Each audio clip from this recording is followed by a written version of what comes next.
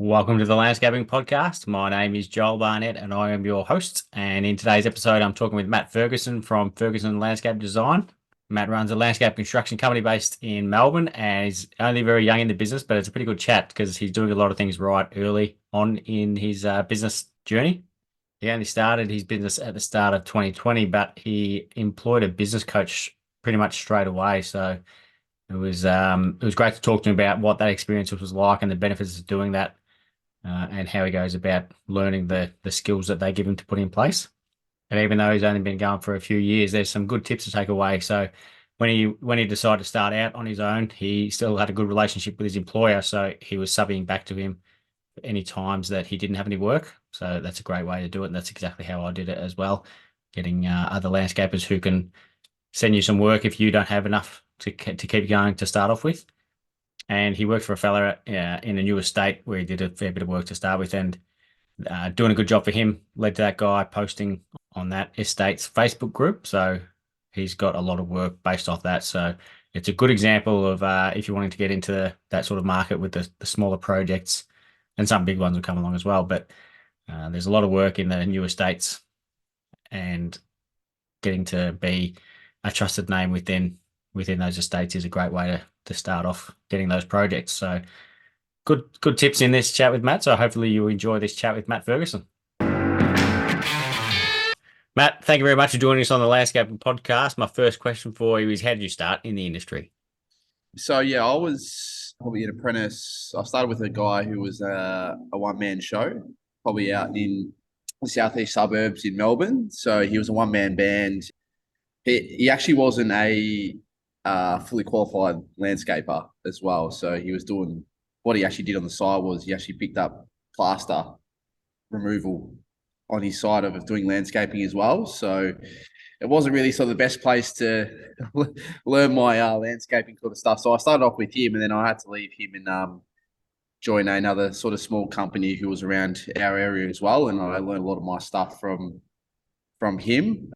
And then yeah, sort of start of 2020. So I was actually 1st of Jan. I made my business name and got started.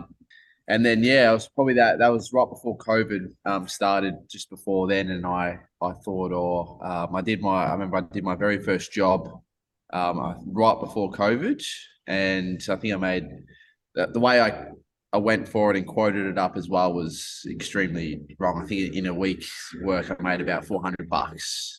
So yeah, I did that, and then yeah, obviously COVID happened, so it didn't work that whole time as well. And in that sort of time as well, I sort of found a mentor.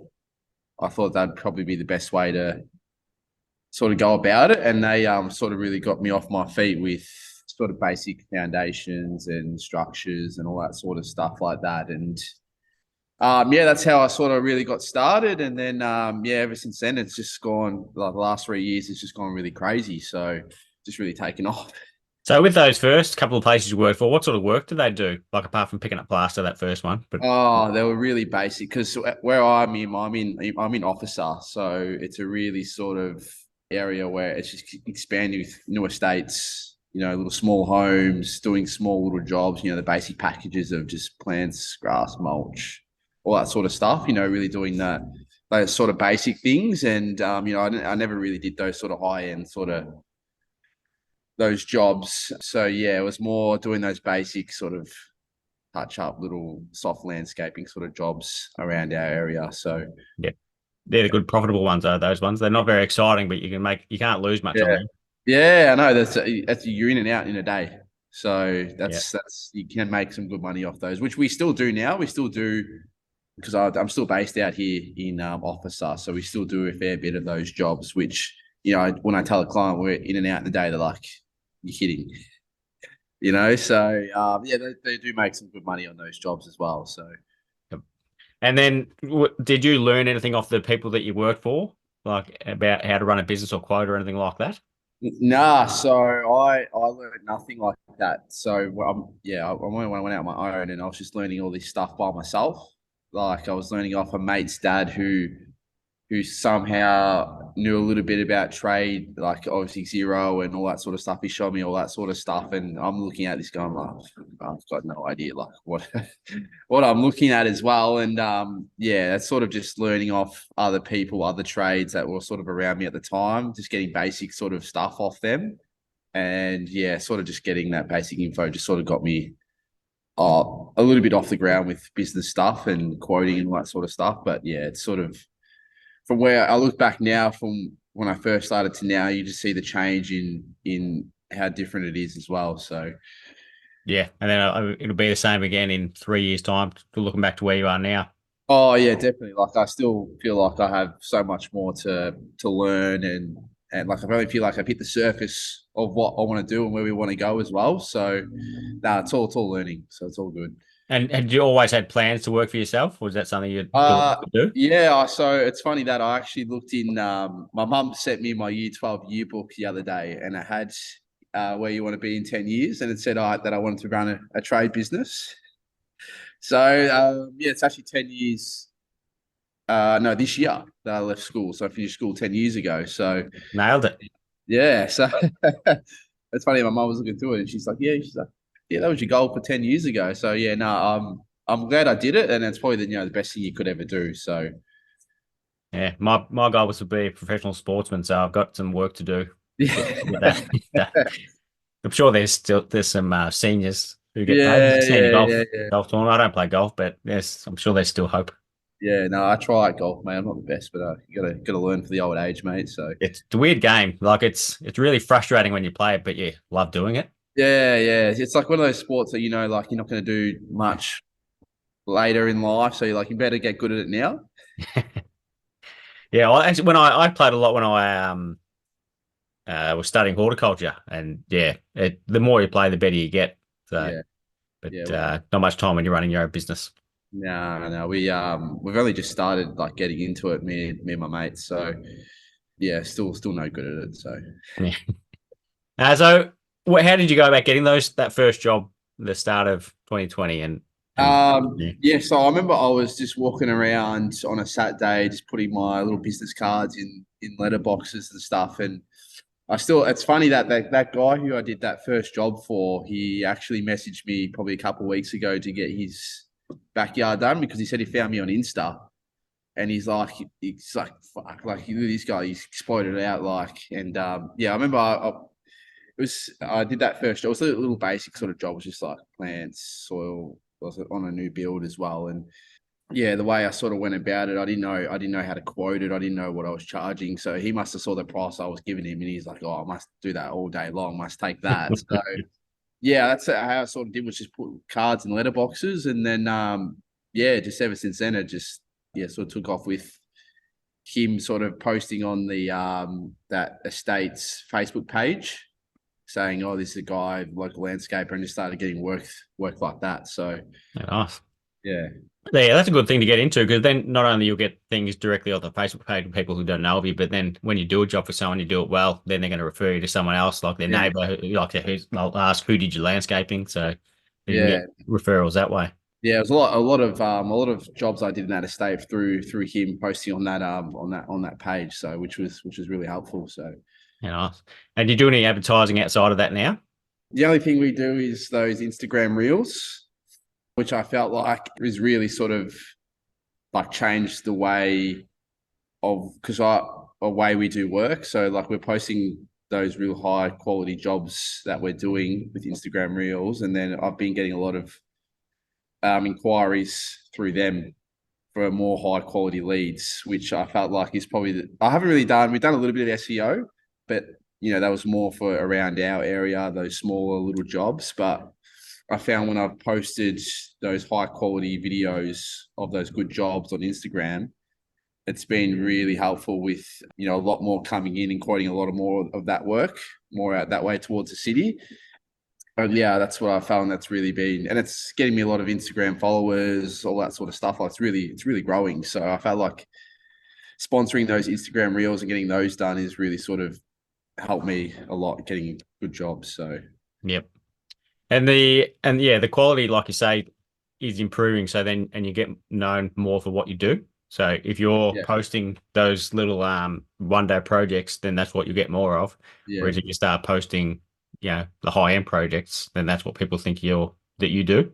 So yeah, yeah. yeah, they're gonna think it. I've really phased out of trying to post those sort of jobs and sort of just stick to those bigger ones. Because we do have one crew that runs those smaller ones, and then one that runs those bigger ones. So yeah, he doesn't really get too much camera time. The guy who runs the smaller ones, but yeah, no, it's I found that sponsoring those reels is probably the best way to go about it. So Yeah. And some of the most high end landscapers in big like Australia, if you watch their posts, even they don't post all of their projects, they'll just post the ones that the best ones because that's mm, what they want to do more of. So they'll just yeah, and they could have done it 3 years ago, and they'll continue posting the front yard one time, and then the side yard, then the backyard. So you just sort of mix it up, showing the same project because that's the mm, high end projects that they want to do more of. yeah, yeah, yeah. So everyone does the smaller projects that they don't want to post. yeah, yeah. It's but yeah, the best way to go. So, but those, as you said, those small ones still make you good money as well. So you don't want Yeah. to lose them as well. But we sort of just post them maybe on the story sometime and Yeah. stuff like that. So that's And with the mentors that you spoke about earlier, I heard you on the Lifestyle Trading podcast, which is what I listened to. Is that who you're talking about there? yeah, yeah. So Andy and Edge, I probably did that. Yeah, as I said, probably 3 years ago.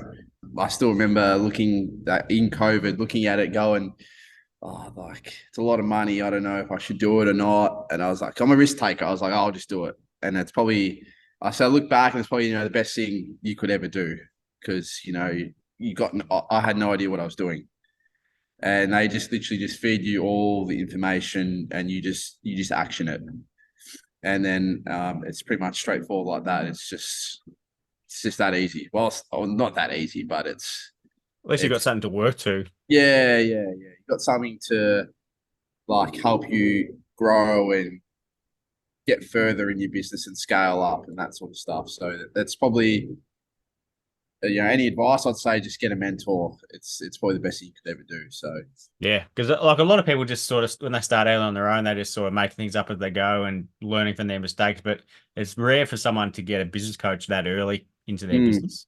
yeah, I was umming and I was just like, if I want to sort of, I thought because it was COVID as well, so I was like, this is probably the perfect time to learn heaps in that 8 week lockdown. I thought, you know what, if I knuckle down now 8 weeks and sort of just get some basic sort of foundations and systems in place, and when I come back to work, I can get off the ground just running. And I did that for a little bit, but then it got to a point where I was getting too much work, and I didn't know how to handle. I was just saying yes to everything, like yes, yes, yes, yes, yes, and then it got to a point where you just can't do it. I was letting people down, and well, obviously, you just learn from that stage, But yeah, it's definitely get a mentor. So Yep.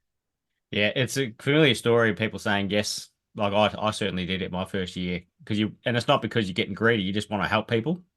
And mm, then and then you end up not helping them because you can't do everything you said you were going to do. yeah, exactly right. It just gets to a point where you just can't do it. So Mm. Did you have any employees in that time before COVID started? no, it was just me. I just had a mate who was just helping me out sometime whenever I needed him. So it was just me at the time. So I really had no expenses or nothing to pay for. And in that time as well, I was still subbing out to my boss who was doing domestic builds like a day here and there. Like it wasn't every day, but it was just some days. Yeah, So perfect. which really helped out as well because he was pretty good with when I was doing my own jobs and I didn't have any of my own jobs. I still go out to subby to him for a little bit. So yeah, it sort of worked out pretty well. And then when I had my own stuff, I just fully left him and started doing my own stuff as well. So Yeah, that's a perfect transition to be able to do it. yeah, yeah, he was really good with that because I felt like I really helped him out as well, like just with his work and all that sort of stuff. So he was really good with me, sort of transitioning out from his business into my own. And then what stage did you put your first employee on? Probably when I came back after COVID, I probably had my first apprentice who was with me probably for like 2-3 months, and then I probably got another 2 guys. So by the end of the year, I had three guys on board, and yeah, we're just sort of doing all the basic soft landscaping sort of stuff. And then I think from that following year, that was probably like the big year where I grew to probably like 6, and I probably stayed at that level for a little while, and then yeah, now we're currently at 9 staff at the moment. All So right. That's yeah, pretty crazy because you built that team when according to everyone else there's no staff to yeah. find. Where are you getting them from? So it's funny that most of my staff are actually mates from outside the business because, I'm still pretty young. A lot of the boys, so my construction manager is actually my best mate outside of work. And he's obviously a landscaper. We did our landscaping trades course together, same day, same everything through there. And it's funny that a lot of my mates are landscapers. So it's also been as well when I found my apprentices through like footy or cricket, and then they've found them like if I need another apprentice, they've just asked their mates. That's how I found my guys. But I've always struggled to find qualified, so I've never had Yep. any luck finding any qualifieds. But it's just always been sort of apprentices just through mates of mates who just finished school, who just want to start, that sort of stuff. But yeah, I'm still looking for a qualified. But yeah, it's probably been about 6 months, still can't find anyone. But Yep. Yeah, and like if you've got a good team and you're training up apprentices the way you want things done, then you could you've got that pipeline that keeps rolling on. So yeah, those guys come through, and then you put on a new apprentice, and the old apprentices are getting qualified. So if you can yeah. be patient, then you'll have a great team. Yeah, yeah. Well, it is, still a growing business. So, it's going to have to be patient for those sort of things as well. So, two of them are third year. Oh no, sorry, second years, almost third years. So, they do well. Like the team we have is really, they're all young. So I'm the oldest at 27 in the business. So, everyone's quite young and everyone's sees the direction that you want to go, and they all buy into what you want to do. So, and plus they're mates as well. So they're not going to screw you over or Yeah, anything like that as well. So yeah, no, and they'll hold each other accountable as well. yeah, yeah. And have you got like goals on what size you want to get to? I wanted to get to about 15 and just do a bit more commercial sort of stuff, sort of get out of this sort of area and do a bit more high end commercial sort of stuff. But yeah, that's sort of the goal, is just to do more of that sort of stuff and get out of this sort of area as well. So I don't really mind it here, but yeah, I think my 5-year plan, yeah, was to have 15 staff and do a lot more high end sort of commercial sort of work. So what's the reason you're wanting to do commercial? Is it just because of the higher turnover? Yeah, the highest sort of turnover, and I've got mates who sort of work in that industry as well, and they're say it's really good work, but also as well I haven't done it before, so I'm not. I just want to test those waters, see what it's like. I Yeah. want to see if it's going to be good work or not. So yeah, sort of just putting out. I've started doing a lot more tenders as well, so yeah, see how we go with that as well. Yeah, because it's a lot of work involved. Some of the commercial ones I've spoken to, the reason that they don't have a lot of competition is because people can't be bothered making that investment into, doing all those tenders and then having to, Yeah, you've got to pay you don't get paid on the projects 10% of it for 2 years. So there's yeah, the big cash flow, especially when they're expensive projects. It's a lot of money that you yeah, sort of got to bankroll for them. So it's a lot simpler being in domestic. So that's why a lot of people don't do commercials. So yeah. I see. if you can jump into all those hoops, then it can be profitable, hopefully. Yeah, okay, yeah, yeah. I see. Um, do you work on the tools much at the moment still? Well, that's the thing. So I really come into this year. We worked out from last year what really defining what my role is in the business now, because it's getting to that point now where I'm still doing half and half. We have a admin lady who does 3 days a week, and she's under the pump with what she's doing. And it's getting to a point now where I'm 100% needed in the office now. So coming into this year, I'll be 100% in the office, getting off the tools, which I sort of will struggle with, because you sort of get that itch. You're just like, oh, I just want to get out of the office and get on the tools. But I said, if I want to, get to that next point, this is what I have to do is actually be in the office now and sort of quote a lot more or do all that sort of stuff. So yeah, I was 3 days in the office, 2 days tools. And I look back on those 2 days. The admin lady should be calling me up and be like, you still haven't done this, still haven't done this, still haven't done this. So yeah, it's really working out that now that from now that point is I'll be full time office from that point onwards. And we've worked out a way as well, because we tried it a little bit last year where I was full time office, but the boys would sometimes call me up and say, hey mate, like, can you bring this, or can you sort this out? So I'm actually coming to work dressed, so I can't actually go out on site. Yep. And it's also working out as well, telling the boys that you can't use me anymore. Like, you have to be a lot more organised, so I can't come out on site and do that sort of stuff as well. So yeah, that's just something that will just take time to get used to. So yeah, it wouldn't be too hard for those things. Yeah. I'm not like. Yeah, because it's just that itch. It's just like you're getting 3 days in the office and you're like, I just want to go out the tools one day. But no, it's that transition I have to take, and it would be better off. So yeah. And you've got a couple of pieces of machinery. So when did you get your first one of them? yeah, so I got that ASV probably like a year after I started. I bought that secondhand off someone privately, and I haven't had a problem with it.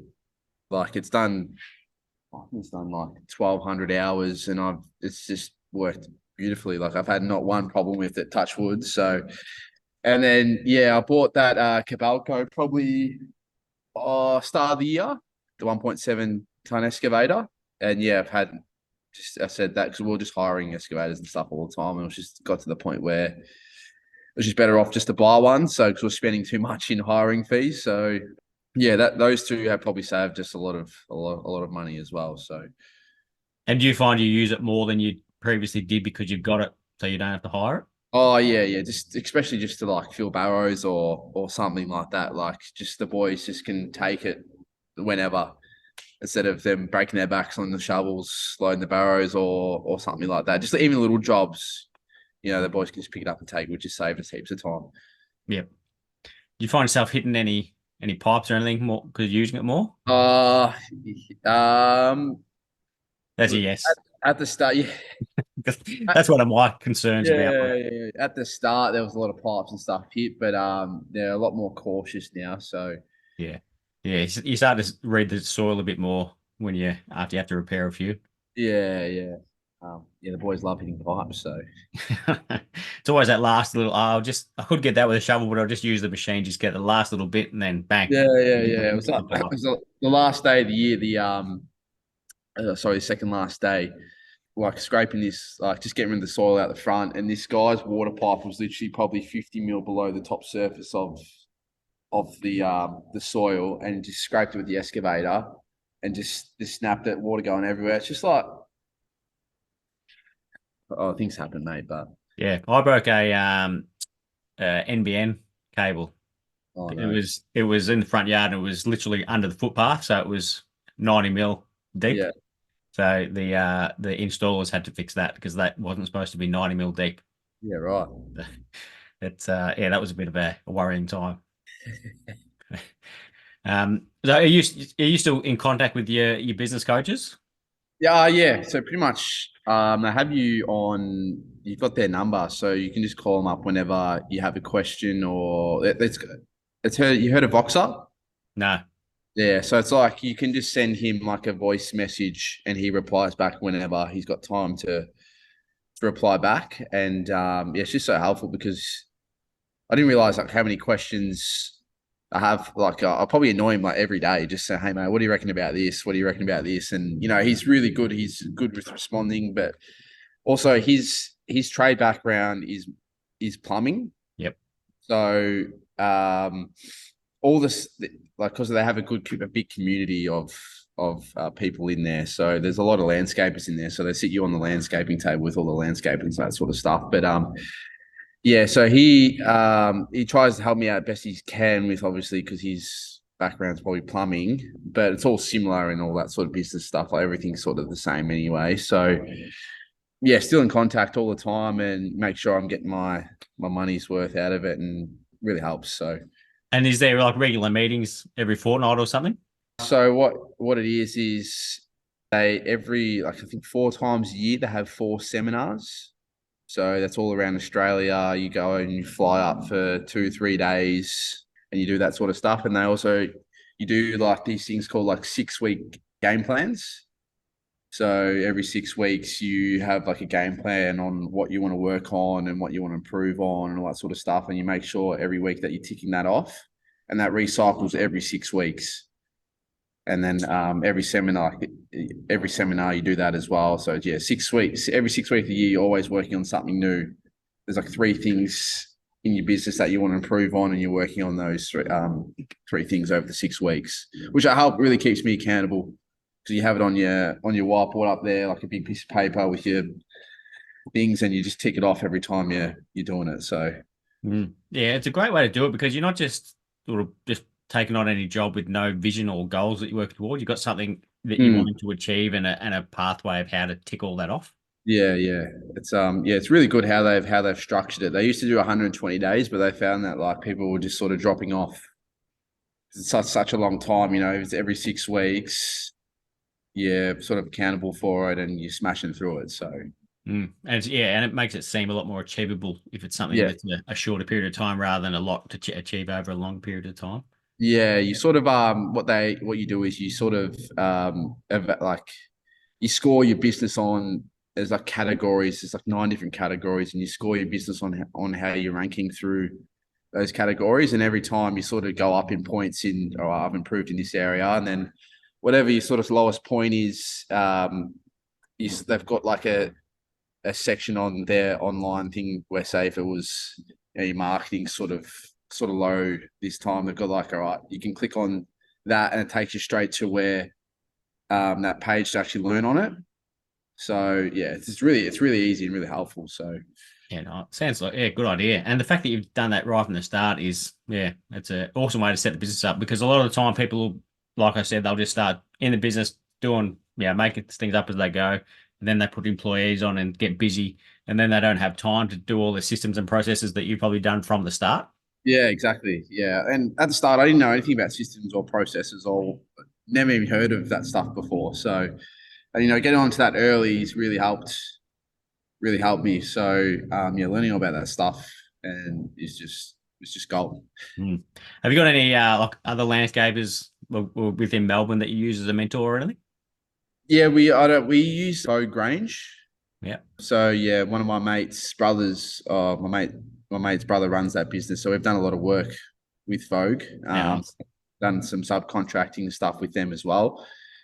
But that's them really, like, we haven't really sort of gone with other sort of landscapers, not too much really. Yeah. So, and any designers that you're reaching out to work for? Oh, it's funny. That was one of my goals this year, is actually starting to branch out to more designers. And, I started following a lot more on Instagram and all that sort of stuff. So I'm starting to, branch out to a lot more designers this year and see if we can get a lot more work that way. So, yeah. And I've seen on your Instagram, it looks like you're doing a pretty decent project in Chelsea. Oh, yes. Going on that one and for a while. So how did that one come about? Yeah. So that one, we started probably this time 2022. It was just the front yard, and then obviously they got a pool put in their backyard, which took them a year and a half or a year to get the permits for and all that sort of stuff. So we've only just finished that backyard, which was a really, really good job, that one, and good clients to work for. Yeah, so that one I'd really like to showcase. You still got to do that finished sort of photo shoot with them, and that's probably early next year. But yeah, that was a really good job that was probably my very first big job. So that's why I showcased it a lot. Yep. And that's when I sort of, from that job, it's really built a lot more of those sort of high-end sort of jobs. So yeah, sort of started to showcase that, and that's, a lot more of those jobs are coming through. Yeah, I love those limestone batten pavers that you used in the. Yeah, I said one of the boys, it took him it took him so long to lay those pavers. Like it was just ridiculous. But he ended up getting it all done, and it came out really well. So And you're using porcelain pavers out the back. Have you used them much? Mitch, who is our construction manager, used them a fair bit, used them a lot because he used to work for CLS. Yep. And yeah, they did a lot of porcelain paving and all that sort of stuff. So yeah, he done a lot of porcelain paving, and the job came out really good. So Yeah. I'm happy with it. It's hard stuff. It was tight access with the you couldn't fit a barrow down the side of the house or nothing like that. So it was like they had a half of the block wall in the alleyway down to the beach. So we just had to, and lucky my Bobcat's small to fix down the side. You had like this much turning room from the fence to fence to actually pour stuff into that side. So it was a tough job, but it was a good job. So Yep. And how'd you get that one? it was doing a job for his cousin. Yeah, nice. Yeah, his job for his cousin. And yeah, it's good clients, and so can't complain. Yeah. Yeah, that's it. Like they're they're the best ones. The word of mouth ones are the best, and you can't do anything to get those ones other than just doing a good job of Yeah, every job exactly. that you do. Yeah, You yeah, never know whose client's cousin is, and they've got a nice house in Chelsea. So yeah. I learned that just communicating to them like day in day out is the best way to make them feel involved in the project. And that's what I've told the boys as well. Just like knock on the door at the end of the day and just explain to them, like this is what we did today. This is how we did it. Just how to maintain it. Just stuff like that, just to keep them involved in the project. And that's what the feedback I've got is just the communication on everything is the winner. So yeah, I've heard the feedback of the opposite from clients about there'll be other people there. And they said they didn't even know that they'd left, so they just walk out. They'll leave the garage door open. It's like it would take your guys 5 minutes to do that. It makes such a massive difference. So then the clients know what you've done. They know that you're gone for the day, so they can start living their life like normal again. Yeah. It's the best way to go. Is just communication to the client is just key to any project. So, and I saw you use ServiceMate as well. So is that how you keep them involved? Yeah. So we found ServiceMate is probably like we've had so many feedback with like say when I'm going out to quote for a day, just say like it sends a text message that I'm on my way to the house. So and they can actually track me live coming to their house. And people when I get there like, oh, this is so cool. Like, I can tell when you're coming on the dot. And we found out it really works really well with our business, but obviously as well, it is known for like if you're going to do a lot more bigger projects, you probably need to go for like the arrow flow and stuff like that. But for what we use now, I feel like it's really helpful, and the boys as well. They can just wake up, look at their phone. All right, this is where I'm at today, and they just go straight there. So, and does that help with your like project management in terms of job tracking, like and seeing how you're going profit wise, and how do you keep track of that? Yeah, so it's sort of not really too helpful in that area with job tracking and all that sort of stuff. So what we do is sort of we're finding out a better way. But what we do at the moment is sort of just at the end of the job, all the boys bring in their receipts, and we just sort of just calculate it through that at the moment. So that's why with Arrowflow, you can actually, I've heard that you can actually track everything through that one job, and that's why I'm sort of looking to do that at a later date when we start to do those bigger projects. But with the smaller stuff now, the boys just sort of calculate all their receipts in one job and all that, and their purchase orders and everything like that. And we just sort of calculate it through that at the moment. So yeah, down the line, Arrowflow, because a lot more job tracking stuff, but ServiceMate is really helpful at the moment just to keep everything like with all the automations and all that sort of stuff you can send. It's just great. So yeah. Last question for you, Matt. Who do you think would be a good guest to have on the podcast? A good guess? Yes, good guest. I said I've always looked up to Dave Franklin. Oh. I reckon he'd be a good guest on there. So I'll have to reach out to Channel 9. I've seen he's doing a lot of program stuff on Channel 9 and everything like that. So yeah, nah. So I've always seen him around, and I thought like, yeah, he'd be a good guest to have on. So All right. Oh, thank you so much for coming on, and it's great to hear a the perspective of someone who sort of got a business coach early on and only early in the business, but doing well so far. So thanks for coming on and sharing your story. no worries. Thanks, mate. Thanks for having me.